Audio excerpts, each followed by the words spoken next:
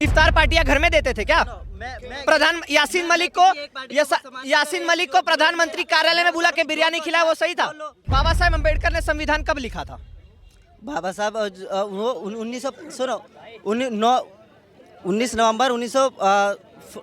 Reservation भी हट जानी चाहिए। क्यों हट जाना चाहिए रिजर्वेशन, मेरे को बताओ। इक्वालिटी खत्म। अरे भाई सुनो, चली मैं गई। इसका जवाब देता हूँ ना, जवाब दो दो। मिनट ध्यान से जब सुनना, हाँ। पता चल जाएगा। रात में एक के साथ एक पौवा फ्री वाला दूंगा, रोटी अलग खिलाऊंगा। चल चल छोड़ो भैया, सबके सामने ऐलान कर रहा हूँ 15,000 दिए से। 70 सालों में जो टोटल देश का कर्जा था वो सिर्फ 55 लाख करोड़ था, ये आपको भी पता होगा, देश को भी पता है। और अभी कितना 1,55,000 करोड़ है। अगर आप कोई इंफ्रास्ट्रक्चर बनवाते हैं और कर्जा लेकर बनवाते हैं तो ये कौन सा विकास है? ये तो कोई विकास ही नहीं है ना। अगर आप अपना घर बनवाते हैं और कर्जा लेकर बनवाते हैं तो आप तो किसी काम का हो ना, आपने तो कर्जे लेकर बनवाए। और मैं ही वो एक झोपड़ी बनवाता हूँ, झोपड़ी ही से बनाता हूँ, लेकिन अपने मेहनत से बनवाता हूँ, तो मैंने कम से कम उतना तो कमाया। मेरा ये मानना है। दूसरा मानना क्या है, संविधान कहता है कि हमारा देश पंथ निरपेक्ष है, यानी किसी भी एक धर्म को बहुमति नहीं मिलेगी। ठीक है, पहले मैं आपकी भाई कह रहे हैं कि मोदी जी बढ़िया काम किए, लेकिन मोदी जी का कुछ ऐसा पॉइंट है कि एक तो कर्जा लेके सड़क अगर यहाँ देश के अंदर बन रही है वो बढ़िया नहीं है। अपना हम बिना पैसे के झोपड़ी बना लेंगे, लेकिन कर्ज से अगर घर बनाएंगे क्या फ़ायदा? भैया ये जो देश विकास करता है, मोदी जी के घर पे मशीन लगी है क्या कि नोट पे नोट छापते जाओ? ये चीज़ वर्ल्ड बैंक डिसाइड करता है कि कितना नोट किस देश को छापना है, ठीक है ना। अमेरिका के ऊपर 160 उसके जीडीपी का 160% कर्ज है। चीन के ऊपर लगभग 200% कर्ज है। भारत के ऊपर अभी भी 80% कर्ज है। और भारत का इंफ्रास्ट्रक्चर अगर देखोगे ना तो इस समय सबसे ज़्यादा, अगर पूरे वर्ल्ड में गिनीज बुक में नाम आए कि भारत में सबसे लंबी सड़क बन रही है सबसे ज़्यादा तेज़ी से।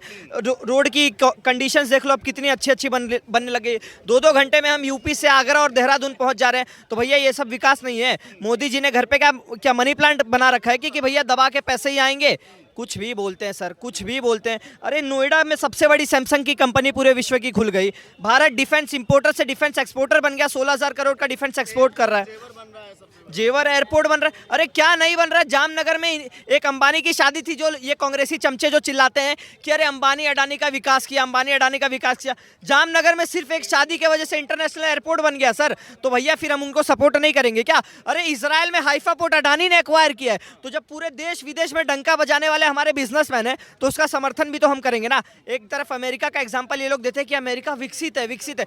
अरे अमेरिका मार्क जुकरबर्ग को प्रमोट कर रहा है, अमेरिका जेफ बेजोस को प्रमोट कर रहा है, अमेरिका टिम कुक को प्रमोट कर रहा है। और हमारे मोदी जी अगर अंबानी अडानी को प्रमोट करते हैं, इनके पेट में दर्द होने लग जाता है। नेशनल हेराल्ड को प्रमोट करो तो ठीक है, जो इतना बड़ा घूस खा के बैठे हैं, लेकिन अंबानी अडानी का प्रमोट करो तो इनको दिक्कत है। तो भैया वो जमाना चला गया। अब वो रात कयामत तक नहीं आने वाली जिसमें नेशनल हेराल्ड जैसे लोग ऊपर रहेंगे। अब अगर कोई ऊपर जाएगा वही बंदा जाएगा जो हमारे बारे में सोचेगा, जो हमारे विकास के बारे में, हमारे हित के बारे में सोचेगा। कश्मीर से रलीब गलीब शलीब के नारे निकलते हैं, वो सही है भैया। तुम कम्युनल लॉ बिल ला दो, वो सही है। तुम वक्फ बोर्ड बना दो, वो सही है। तुम हज पे सब्सिडी दे दो, वो सही है। तुम मौलानाओं को सैलरी दे दो, वो सही है। लेकिन अगर वैक्सीन दोनों को लग रही है तो गलत है। अगर राशन दोनों को मिल रहा है तो गलत है। अगर शौचालय दोनों को मिल रहा है तो गलत है। घर दोनों का बन रहा है तो गलत है। तो भैया मैं चाहूँगा जिस हिसाब से मोदी जी ने दोनों को वैक्सीन, दोनों को राशन, दुनिया भर की चीज़ें दोनों के लिए करिए ना। अगर इसको धर्म की राजनीति बोलते हैं ना ये लोग, तो भैया जब तक मोदी जी ऐसी धर्म की राजनीति कर रहे हैं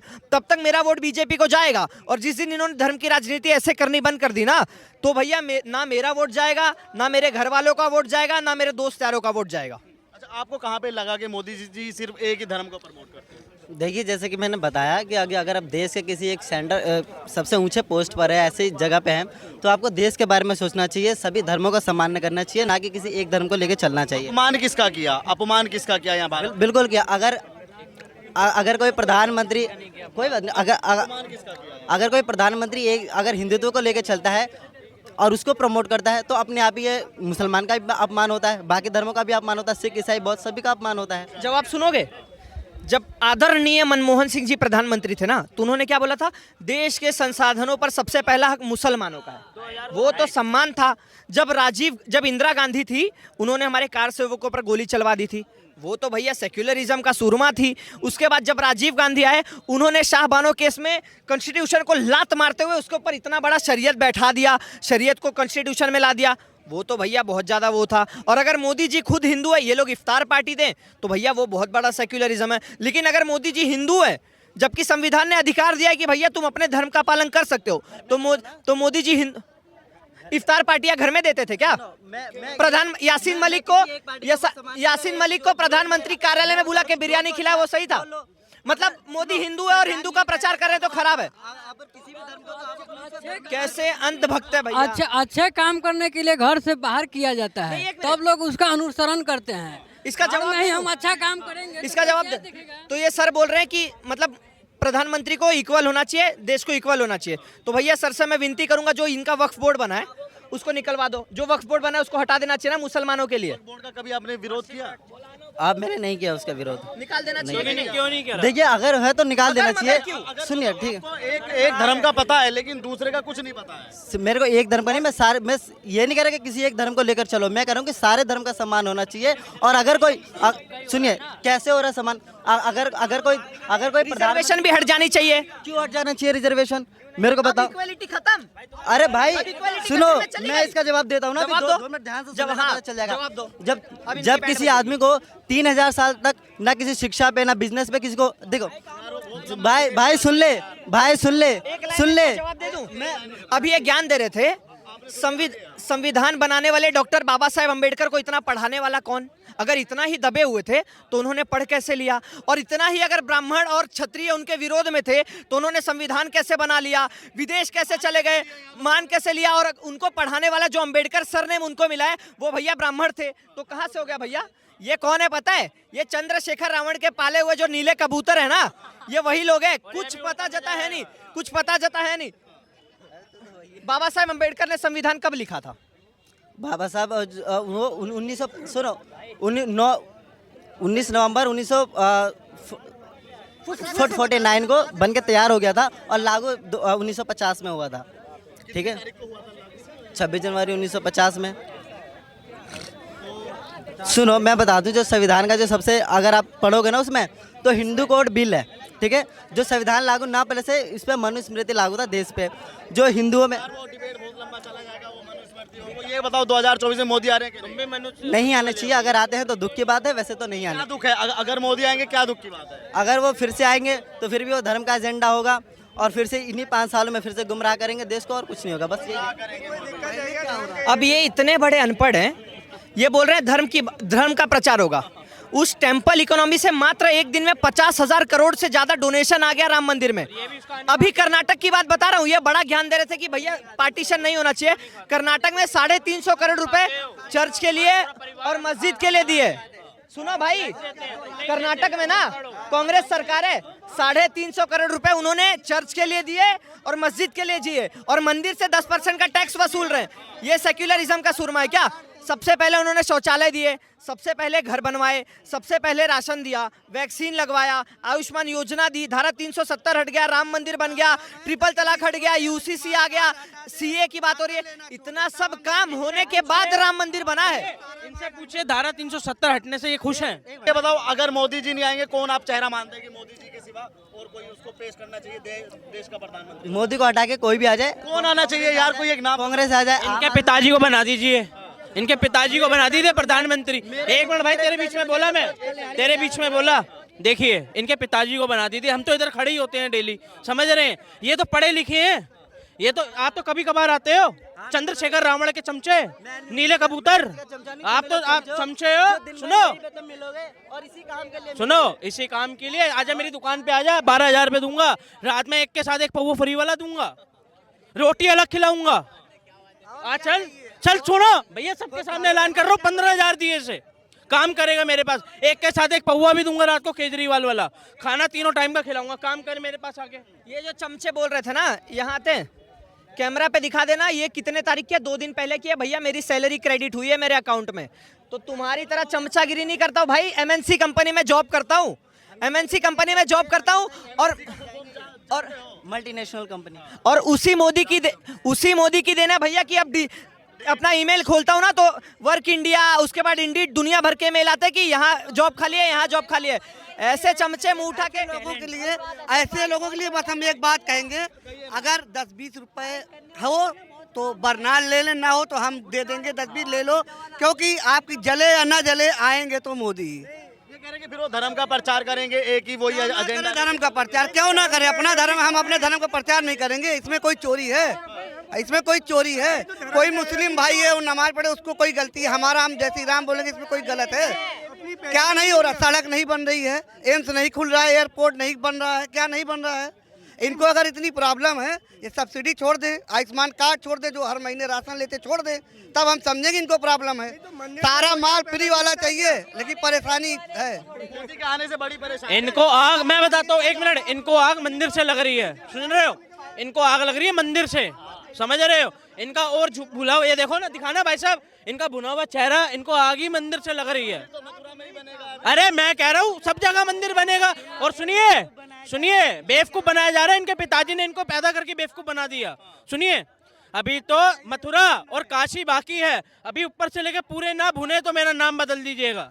देखो ऐसे लोग कौन है पता है? मोदी का कोविड में वैक्सीन लगवा लिया, मोदी का फ्री में राशन ले लिया, मोदी के शौचालय में जाके हक दिया, मोदी के खिलाफ उल्टा सीधा बोल दिया, उसके बावजूद आके विक्टिम कार्ड खेल दिया कि भैया डेमोक्रेसी खतरे में। तो भैया सीधी सीधी बात है, जो राष्ट्रहित की बात करेगा, जो जनहित की बात करेगा, जो विकास की बात करेगा, जो शिक्षा की बात करेगा, और उससे सबसे बड़ी बात जो हिंदुत्व की बात करेगा, वही गद्दी पे राज करेगा। और जो बात नहीं कर रहा है, आप इतिहास उठा के देख लीजिए, कहाँ कांग्रेस राजीव गांधी में 400 सीट थी और आज कहाँ 3 सीट पे आके अटकी, और कर्नाटक भी अभी जाने वाला है। खत्म होने वाला है उनका, वो भी खत्म। कोई छोटी सी बात बताऊं, सुनिए, आप 2024 छोड़िए, 2029 में बोलिए, योगी जी क्या लेकर 2027 में योगी जी कैसे आएंगे? अबे ये बताएंगे? सुनिए, अरे इनको बोलने दीजिए, ये चंद्रशेखर रावण के कबूतर है, इनको बोलने दीजिए, उड़ जाएंगे, ये उड़ जाएंगे। सुनिए, एजेंडा इनको छोड़िए, एजेंडा को।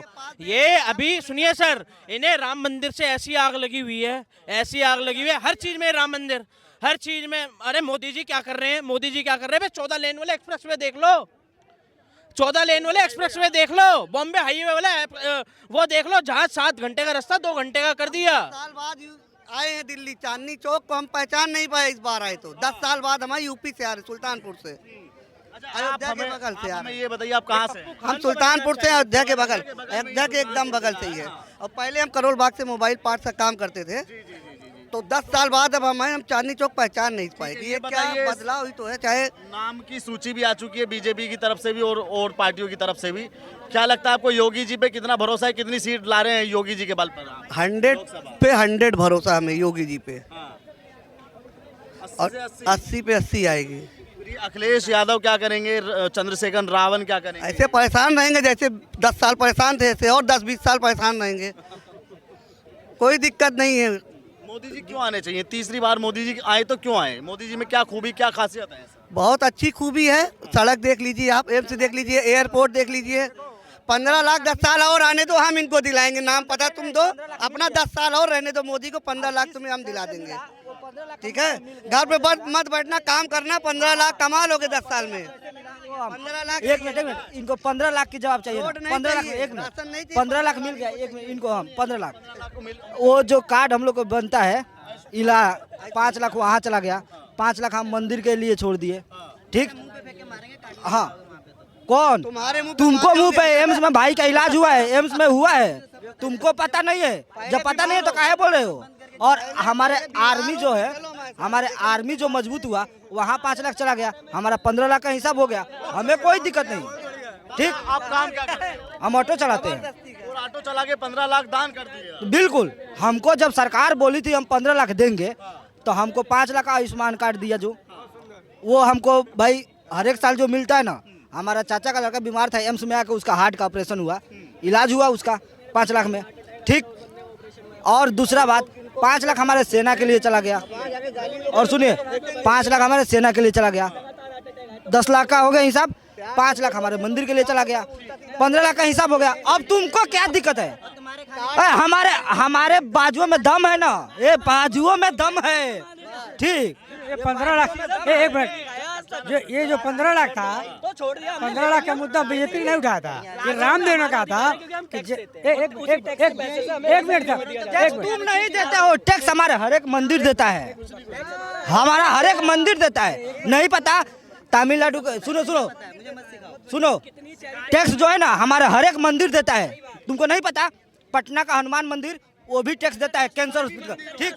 सुनो, तिरुपति बालाजी साल का 15,000 करोड़ वो हर एक साल सरकार को टैक्स देता है, तो हम मंदिर के ऊपर क्यों नहीं बात करेंगे? बोलो कौन लेता है? ये लोग लेते हैं, लेते ये लोग हैं और हमारे मंदिर से ही जाता है। और जिस दिन टैक्स दिक्कत क्या हुआ? जिस दिन मंदिर नहीं पता हो तो मत बोलो। जिस दिन और जिस दिन मंदिर ने टैक्स देना बंद कर दिया ना, उस दिन हज की सब्सिडी भी बंद हो जाएगी कि हमारे मंदिर के टैक्स के पैसों से हज की सब्सिडी जाती रही है। और ये तो सुनो, मंदिर का टैक्स अगर ले रहे हो तो मस्जिद और गिरजाघर का भी टैक्स लेना शुरू करो।